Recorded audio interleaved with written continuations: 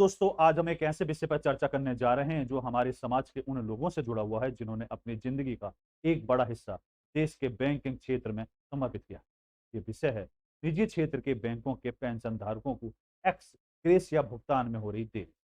दोस्तों, क्या आप जानते हैं कि हमारे बैंकिंग क्षेत्र में लाखों ऐसे वरिष्ठ नागरिक हैं जो अपनी पेंशन और अन्य वित्तीय अधिकारों पर निर्भर है, लेकिन पिछले कुछ महीनों से निजी बैंकों की लापरवाही और दिशा निर्देश के अस्पष्ट कार्यान्वयन के कारण ये वरिष्ठ नागरिक गंभीर वित्तीय और मानसिक परेशानियों का सामना कर रहे हैं।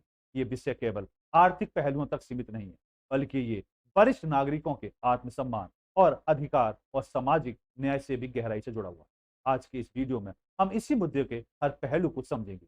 आईबीए के दिशा निर्देश, निजी बैंकों का रवैया, पेंशन निपटान 1993 के प्रावधान और एआईपीएआरसी की मांग है। इस समस्या को समझना और इसके हर पहलू और दिशा निर्देश पर काम करना हमारी सामूहिक जिम्मेदारी। तो चलिए इस चर्चा की शुरुआत करते हैं और जानते हैं ये मुद्दा इतना क्यों महत्वपूर्ण है। क्योंकि हर वरिष्ठ नागरिक का आत्मसम्मान और अधिकार हमारे समाज की साख से जुड़ा हुआ है।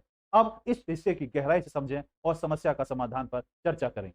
तो सबसे पहले बात आती है कि निजी बैंकों के जो पेंशन धारकों को एक्स ग्रेशिया भुगतान में देरी जो हो रही है, उसमें समाज के जो वरिष्ठ नागरिक हैं उनके अधिकारों की रक्षा और बैंकिंग प्रणाली के समाधान की अगर आवश्यकता आखिर क्यों हो रही है। तो यहाँ पर अगर देखा जाए तो ये एक कहना चाहिए all India bank pension retirement conference letter जारी किया गया है और ये लेटर जो जारी किया गया था 27 नवंबर 2024 को जारी किया गया।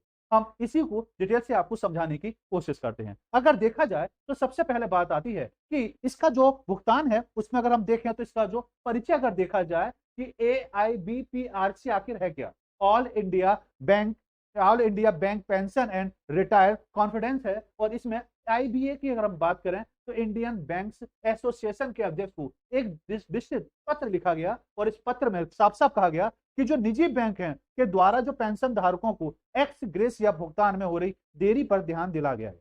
अगर यहाँ पर देखा जाए ये समस्या न केवल वित्तीय है बल्कि वरिष्ठ नागरिकों के आत्मसम्मान से भी मूल तौर पर जुड़ी हुई है। यहाँ पर अगर देखेंगे तो पेंशन धारकों को भुगतान में हो रही देरी ने भी उनके जीवन में अस्थिरताओं पैदा कर दी है। यहाँ पर अगर मूल तौर पर देखा जाए तो all India bank pension and retirement confederation की अगर हम बात करें तो इसकी स्थिति को सुधारने के लिए भी आईबीए को शीघ्र कार्रवाई करने की मांग उभर कर आती है।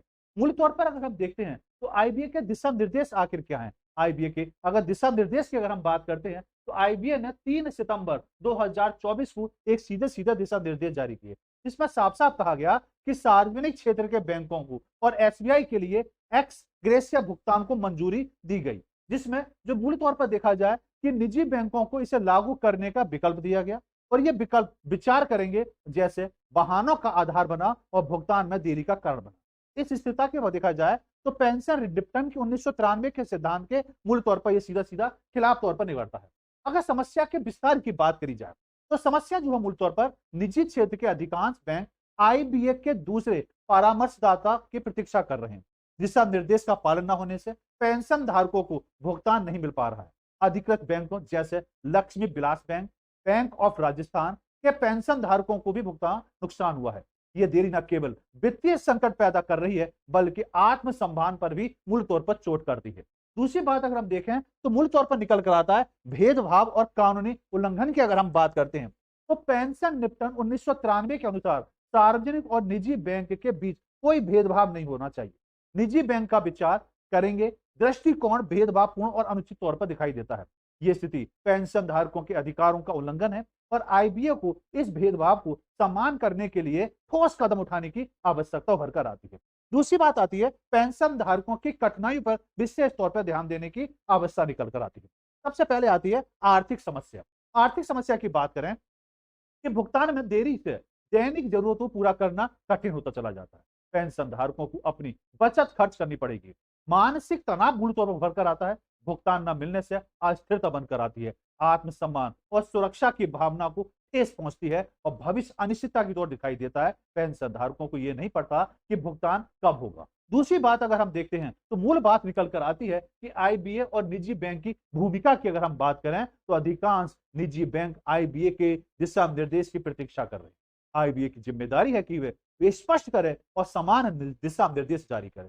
भुगतान में देरी को रोकने के लिए आईबीए को सक्रिय भूमिका निभानी चाहिए। पेंशन धारकों के हितों की रक्षा के लिए मूल तौर पर कदम उठाने की जरूरत भरकर आती है। दूसरा पहलू अगर हम देखें तो आप एआईबीपीआरसी की मांग करें, जिस मांग को उन्होंने दो भागों में डिवाइड किया। पहली भाग आती है समानता की बात करें, जिसमें सभी बैंकों के पेंशन धारकों के लिए समान अधिकार मिले, सार्वजनिक और निजी क्षेत्र के बीच भेदभाव समाप्त हो। द्वितीय परामर्श की अगर हम बात करें तो आईबीए को तुरंत दूसरा परामर्श जारी करना चाहिए।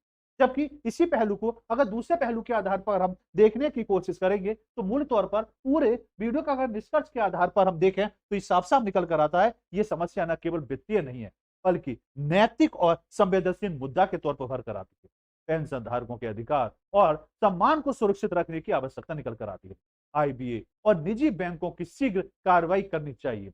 एआईबीपीआरसी का यह प्रयास बैंकिंग प्रणाली की साख को बचाने में सहायक हो सकता है। तो मैं आशा करूंगा कि आपको यह वीडियो बेहतर लगी होगी और किसी भी प्रकार का कोई भी डाउट आपको नहीं रहा होगा। तो मैं आशा करता हूं वीडियो अगर बेहतर लगी हो तो वीडियो को ज्यादा से ज्यादा लाइक करें, शेयर करें और अपने विचार जरूर रखें। धन्यवाद।